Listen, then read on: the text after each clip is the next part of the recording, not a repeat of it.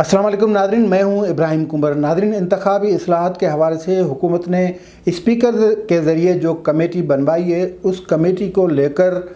جو معاملات آگے چل رہے ہیں، اس سے یہ نظر آ رہا ہے کہ اپوزیشن حکومت کی تمام جو پہلے سے طے شدہ فیصلے یا تجاویز ہیں وہ رد کر چکی ہے۔ اس کمیٹی سے تعاون کو بالکل تیار نہیں ہے۔ اپوزیشن حکومت کے جو فیصلے ہیں یا حکومت کی جو نیت ہے، اس حوالے سے اپوزیشن کا ریئیکشن بھی سامنے آ گیا ہے۔ اپوزیشن کی جماعتیں، بڑی جماعتیں، انہوں نے حکومت کے اس کمیٹی کے فیصلے کو بھی مسترد کر دیا ہے۔ اس کے ساتھ حکومت جو سمندر پار پاکستانی ہیں ان کو ووٹ دلانے کا جو حق دینے کی کوشش کر رہی ہے یا اس کے لیے ترامیم قوانین لانا چاہتی ہے، اس کو بدنیتی پہ مبنی قرار دے دیا ہے، بلکہ اسے کہا گیا ہے جھانسا ہے یہ سمندر پار پاکستانیوں کے لیے۔ اس حوالے سے ہماری بات مولانا فضل الرحمان جو کہ JUI کے سربراہ اور PDM کے صدر ہیں ان سے ہوئی ہے۔ پیپلز پارٹی کا اس حوالے سے بڑا سخت ریئیکشن آیا ہوا کمیٹی جو بنائی ہے اسپیکر نے اس پہ، اور مسلم لیگ نواز انتخابی اصلاحات کے حوالے سے حکومتی موقف کو پہلے ہی مسترد کر چکی ہے۔ آج اس سارے صورتحال پہ ہم بات کریں گے۔ پہلے تو جو اسپیکر ہے، قومی اسمبلی کے اسپیکر اسد کیسر نے ایک کمیٹی بنائی ہے، 5 رکنی حکومتی ممبر اس میں شامل ہے، جن میں 3 جو ہیں وفاقی وزراء ہیں۔ پرویز خٹک کی سربراہی میں یہ کمیٹی بنائی گئی ہے، جس میں فواد چودھری صاحب ہیں، اسد عمر ہیں، اس کے علاوہ عامر ڈوگر اور بابر اعوان ہیں۔ اب اس کمیٹی سے پہلے جو حکومت نے فیصلہ کیا وہ کابینہ میں اس معاملے کو لائے اور 2 اہم آرڈیننس کی منظوری دی۔ ایک آرڈیننس جو سمندر پار پاکستانی ہے ان کو ووٹ کا حق دینے کے حوالے سے ہے کہ ان کو ووٹ کا حق دیا جائے۔ دوسرا آرڈیننس الیکشن کمیشن کو اختیار دینا ہے کہ وہ آئندہ انتخابات میں ای ووٹنگ یعنی الیکٹرانک ووٹنگ مشین کے ذریعے ووٹ کاسٹ کرائے۔ دونوں اہم ایشوز ہیں اور دونوں جو عام انتخابات میں ووٹنگ کا طریقہ کار ہے اس کو تبدیل کرنے کے مترادف ہیں، کیونکہ سارا اسٹرکچر جو ہے وہ چینج ہونا ہے۔ مولانا فضل الرحمان سے کل ہماری تفصیلی بات ہوئی۔ وہ اس الیکٹرانک ووٹنگ اور جو غیر ملک یا فارن میں جو پاکستانی رہتے ہیں یعنی سمندر پار پاکستانی، ان کو ووٹ دلانے کے حق کے حوالے سے ان کا کیا موقف ہے وہ آپ کو ہم بتائیں۔ لیکن اس سے پہلے پیپلز پارٹی نے جو آج بیان جاری کیا ہے، پیپلز پارٹی کا اس کمیٹی کے حوالے سے موقف ہے، وہ بھی اہم موقف ہے، کیونکہ یہ خیال کیا جا رہا تھا کہ پیپلز پارٹی ہو سکتا ہے کہ اس حکومت سے تعاون کرنے کو تیار ہو، اور پیپلز پارٹی کے چیئرمین جو ہیں بلاول بھٹو زرداری، انہوں نے ایسا اندیا بھی دیا تھا کہ حکومت اگر اصلاحات کرتی ہے تو ہم اس کے لیے تیار ہیں۔ لیکن آج جو بیان جاری ہوا ہے اس بیان میں یہ اندیا دیا گیا ہے کہ پیپلز پارٹی اس کمیٹی سے تعاون کے لیے تیار نہیں ہے، اور نیر بخاری نے یہ بیان جاری کیا ہے۔ اس میں پہلے تو اس کمیٹی کے با اختیار ہونے کے حوالے سے سوالات اٹھائے گئے ہیں، اور یہ سوالات پوچھے گئے ہیں کہ پہلے یہ بتایا جائے کہ یہ کمیٹی کتنی با اختیار ہوگی، کیونکہ پرویز خٹک کی سربراہی میں پہلے بھی ایک کمیٹی بنی تھی اور وہ کمیٹی پھر چل نہیں سکی۔ کل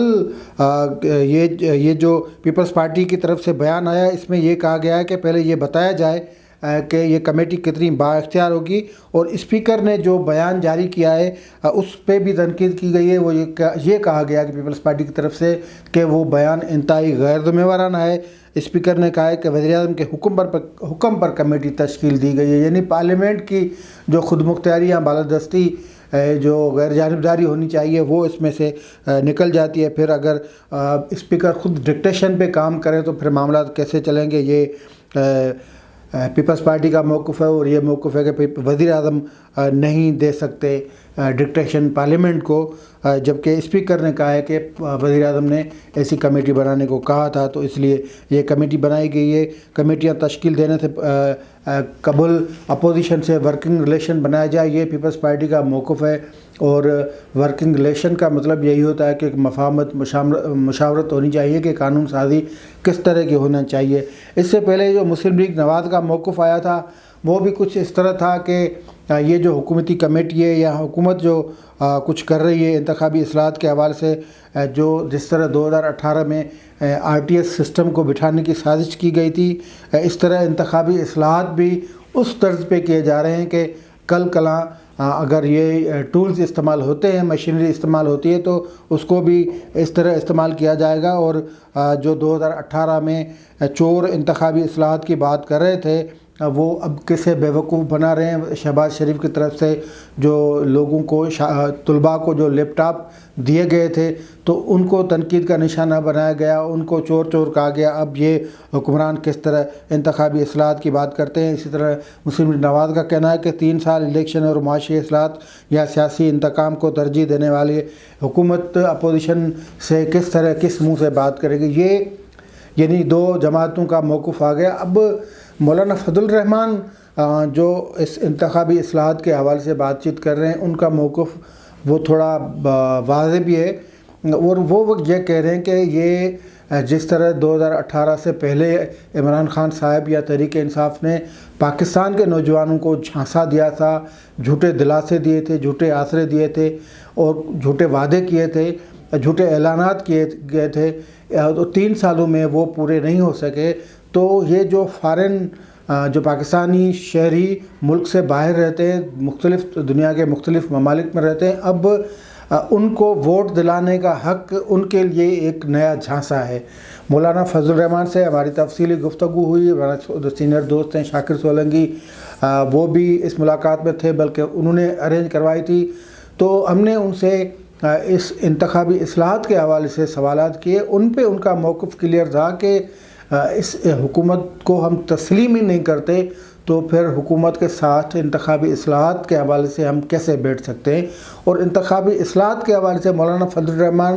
سے جب میں نے پرٹیکولر یہ کوسچن کیا کہ آپ کے ذہن میں انتخابی جو اصلاحات ہوں گی اس کے لیے کیا تجاویز ہوں گی، تو انہوں نے کہا کہ میری کوئی تجویز نہیں ہے، میں تو الیکشن کمیشن میں پہلے بھی گیا تھا۔ انہوں نے پھر اپنا وہ بات بھی بتائی کہ وہاں پہ کیا ہوا تھا، لیکن یہ کلیئر کٹ کہا کہ کوئی تجویز نہیں، سمپل تجویز ہے کہ جو بھی قوانین ہیں ان کے تحت انتخابات ہوں، لیکن انتخابات میں اسٹیبلشمنٹ کا رول، سیکورٹی ایجنسیز کا رول مکمل طور پہ ختم ہو، تو انتخابات شفاف ہو سکتے ہیں۔ انتخابات شفاف ہوں، جو جتنا جس کو شیئر آئے وہ اقتدار کرے، جس کی جہاں حکومت بنے وہاں حکومت بنانے دی جائے۔ یہ ہے انتخابی اصلاحات۔ اس کے علاوہ کوئی عربی فارسی نہیں ہے، کوئی راکٹ سائنس نہیں ہے۔ اگر انتخابات میں اسٹیبلشمنٹ کا کردار ختم نہیں ہوتا، یہی بات بلاول بھٹو زرداری نے بھی کہی تھی کہ جب تک اسٹیبلشمنٹ کا کردار ختم نہیں ہوتا تب تک کوئی اصلاحات نہیں ہو سکتی، اور اگر کوئی اصلاحات ہوگی، قانون سازی ہوگی، تو بھی وہ کسی کام کی نہیں ہوگی۔ مولانا فضل الرحمان صاحب کا سمندر پار پاکستانیوں کو ووٹ دینے کے حق کے حوالے سے مزید کہنا یہ تھا کہ یہ ان کے لیے اس لیے جھانسا ہے کہ اب عمران خان ان کو کیش کرانے کی کوشش کریں گے کہ ہم آپ کو یہ حق دلوا رہے ہیں، اور اس حوالے سے تحریک انصاف کلیئر نہیں ہے۔ جو لوگ دوہری شہریت رکھتے ہیں، پھر وہ کس طرح یہاں پہ ووٹ دیں گے؟ پھر ایک ہی وقت میں وہ پاکستان میں بھی ووٹ دے سکیں گے، وہاں بھی ووٹ دے سکیں گے؟ پھر یہ کل ان کو پارلیمنٹ بھی لائیں گے، اور دوہری شہریت والا شخص پھر یہاں کا بھی وزیر اعظم بن سکتا ہے، وہاں کا بھی بن سکتا ہے۔ تو یہ ان کا کہنا تھا۔ انہوں نے کہا کہ یہ جو طریقہ کار ہے، یہ طریقہ کار بنیادی طور پہ دھاندلی کی ایک بنیاد ہے جو تحریک انصاف رکھنا چاہ رہی ہے، اور باہر سے جو ووٹ پڑیں گے اس کو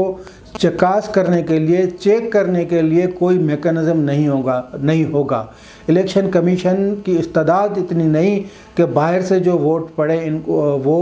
ووٹ دھاندلی کے بنیاد پہ، مطلب ان میں سے دھاندلی روک سکے، اور ووٹ وہاں پہ دھاندلی ہو سکتی ہے، 100% دھاندلی ہو سکتی ہے، اس کو چیک یا کاؤنٹر چیک کرنے کے لیے کوئی میکانزم نہیں۔ اس لیے یہ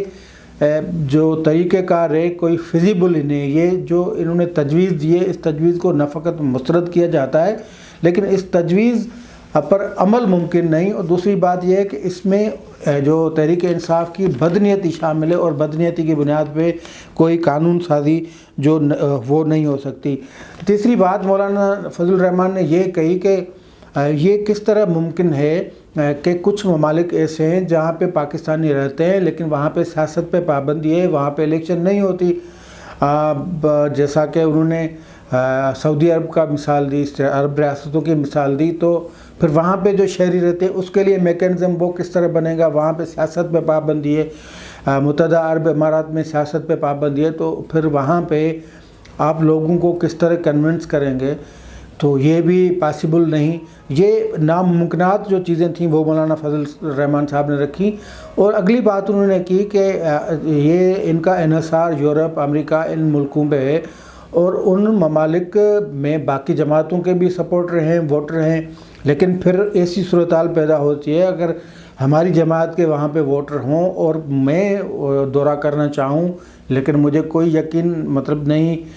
کہ مجھے اگر کل ویزا دینے سے انکار کر دیا جائے تو پھر میں اپنی جماعت کا پروگرام وہاں پہ کیسے چلاؤں گا؟ تو یہ ساری مشکلات تھیں، اور یہ مشکلات مشکلات بالکل ہیں، اور مولانا فضل الرحمان جس انداز سے کہہ رہے تھے کہ ان کا کہنا تھا کہ یہ ساری مشکلات کھڑی کر کے ایک ایسا ماحول بنانا چاہتے ہیں جس میں یہ تو فائدہ لے سکیں، باقی جماعتیں فائدہ نہیں لے سکیں، تو یہ جو ایک ڈھکوسلا سا بنانے جا رہے ہیں، یا یہ جو کوششیں کر رہے ہیں بنیادی طور پہ ان کے پیچھے بدنیتی بھی ہے، جھانسا بھی ہے، فراڈ بھی ہے، اور ایسے میکینزم کی بات کر رہے ہیں جو میکینزم وائبل نہیں ہے، جو فیزیبل نہیں ہے، جس پہ عمل درآمد نہیں ہو سکتا۔ اور مولانا فضل الرحمان نے پھر ایک قصہ بتایا، انہوں نے کہا کہ الیکشن کمیشن نے ایک مرتبہ تمام جماعتوں کے سربراہان کو بلایا تھا تجاویز کے لیے انتخابی اصلاحات کے حوالے سے، تو تمام جماعتوں کے سربراہان جو جتنے بھی آئے تھے، جتنی جماعتوں کے نمائندے آئے تھے، تو وہ سب جب بات کر چکے تو پھر مجھے کہا گیا کہ مولانا صاحب آپ دیں کہ انتخابات کو شفاف کیسے بنایا جائے گا، تجاویز آپ دیں۔ تو میں نے پھر وہاں پہ کہا کہ یہ ساری تجاویز جو بھی آئی ہیں یہ آپ ایک سائڈ پہ رکھ دیں، اور یہ جو اسٹیبلشمنٹ جو مداخلت کرتی ہے، مقتدرہ حلقے جو مداخلت کرتے ہیں انتخابات میں، ان کو آپ سائیڈ لائن کر دیں، ان کی